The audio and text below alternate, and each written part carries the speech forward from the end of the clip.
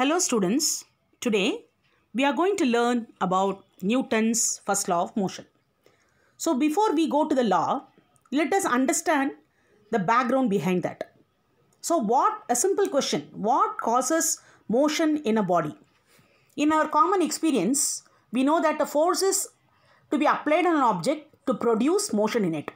Example, to move a cycle, the cyclist has to apply force on its pedal. Okay. So, but before Galileo, there were other scientists who believed that the force is needed not only to start a motion, but also keep an object moving with uniform velocity. If the body has to move with uniform velocity, the force has to be applied continuously as long as it is in motion. So, this was a misconcept. Okay. So, the view was based on the observation that the motion of a body ceases when the force is withdrawn from it. So practically speaking, a cycle remains moving so long as the force is applied on its pedal. If we stop pushing the pedal, the cycle stops instantly. But does it happen in practical life? Never. So this was a misconcept. So Galileo gave his idea that from his experiments, he found no force is needed to continue the motion of a moving body.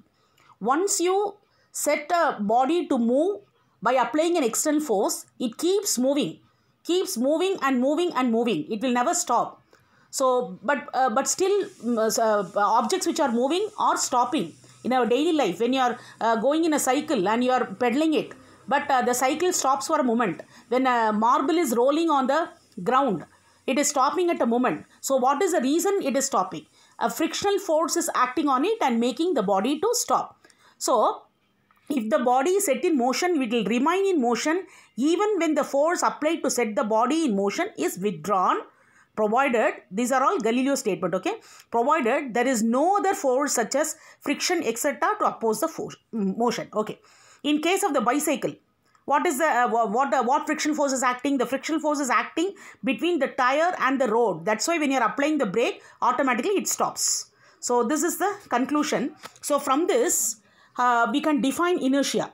So, what is inertia? A body continues to be in the state of rest or in the state of uniform motion unless an external force is applied on it. This is called Galileo's law of inertia. So, the Newton's first law of motion slide I have given.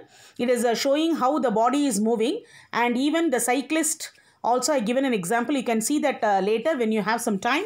Okay. So, from this law of inertia, we are not learning law of inertia. We are learning Newton's first law of motion, correct? So, this was modified by Newton, which is only a qualitative discussion. Newton's first law is will give you only a qualitative analysis. It gives you, the statement is, according to Newton's first law of motion, if the body is at rest, it will remain in the state of rest, and if it is in the state of motion, it will remain moving in the same direction with the same speed unless an external force is acting on it. Okay. So, actually, we are having, the Newton's first law of motion is also defining inertia and force also in a very simple manner. So, definition of inertia, you can, just now I repeated with the law of inertia. The definition of force can be told like the external cause which tends to change the state of rest or state of motion of an object. Okay. Now, we are going to see very important, all these activities we are going to see. We are going to see so many day-to-day examples based on inertia is again classified as inertia of rest and inertia of motion, and how bodies are reacting to inertia of rest and inertia of motion. We are going to see few interesting examples. Before that, let us learn connection between mass and inertia. Does mass play a role in for deciding the inertia? Of course, the body which is having huge heavy mass will have more inertia, and the body which is having less mass will have less inertia. So, let us see some examples. Or in other words, you can put a simple statement that inertia depends upon mass and it is an inherent property of mass. Inertia is an inherent property of mass. Okay. So, the greater the mass, greater is the inertia. Let us compare a cricket ball and a tennis ball. Cricket ball is massive than the tennis ball. Therefore, which will have more inertia? The cricket ball will have more inertia than the tennis ball. Now, Similar is the case when you compare a loaded trolley and an unloaded trolley. You will find it difficult to push a loaded trolley because it tends to have more inertia because its mass is more than the unloaded trolley. Okay. Similarly, it is difficult to stop a loaded trolley. When you are applying force, you find it difficult to stop a loaded trolley than an unloaded one if both are moving with the same velocity. Okay. So now we are going to see few examples, interesting examples based on inertia of rest and inertia of motion. So let me take this interesting example first. This one I liked it. I will explain this clearly. It is in your textbook also. There are many examples. I have only selected one or two for you to explain. So this example is based on inertia of rest. So what is it? Let us see. See, in the first diagram, you are seeing a smooth card kept over the tumbler and a coin is kept at the center. Now what you do, you just apply, you flip the card by applying the force. As soon as you apply the force to flip the card, what is happening? The card is flying away, but the coin is falling inside the tumbler. So what is the explanation here? The coin kept on it does not share the motion at once. Even you set the card on motion, the coin is not ready for the motion. So it has to remain in the state of rest itself, but it cannot because gravity is acting on the coin. Therefore, the coin falls down into the tumbler. So you can do this activity at home. This is a pure perfect example for inertia of rest. There are many examples there also. One among the example I want to take this.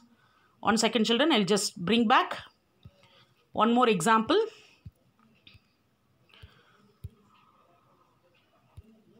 Okay. So here is another example. This is one more example for you to understand. The picture shows another the same. So it shows how the man is moving in the car, how he is going to when the brake is applied. When the brake is applied, he is what is happening? He is moving. He is leaning forward. So this is also because of inertia. Okay. So one more I want to give. This is a very standard example which is in your textbook. That is on striking the coin at the bottom of a pile of carom coins with the striker. Though it does not look like carom coins, but you are getting some idea there. The lowest coin only moves away. You would have experienced this. Suppose you are arranging the coins in a vertical column and you are using a striker and try to give a force to the lowermost coin. So what will happen? The lowermost coin alone sometimes, okay, it alone moves, but what about the other coins? It will stay in the same position. This is the reason is that the striker hits the lowest coin, it moves, that is, it is changing its state of rest, while the remaining pile, due to inertia, again inertia plays a role here. So due to inertia of rest, remains where it is and ultimately takes a place of the original pile due to the force of gravity. Okay. So again we will go to this example. Just now I showed this example. When a man is driving a car and sudden brake is applied, he tries to lean forward. Again there is an imbalance. Maybe the lower part of the body, one part of the body is coming to rest, the other will be already in motion. Okay, so that is one of the example here.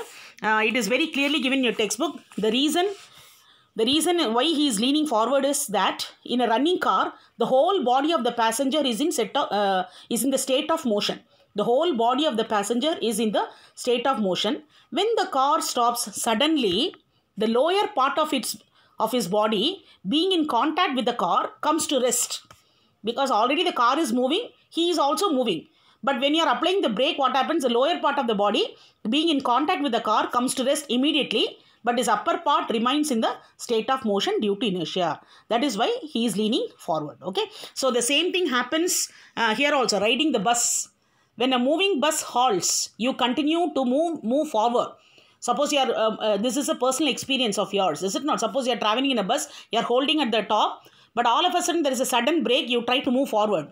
Why? What happened is, again, the inertia of rest, the lower part, already your whole body is in motion along with the bus.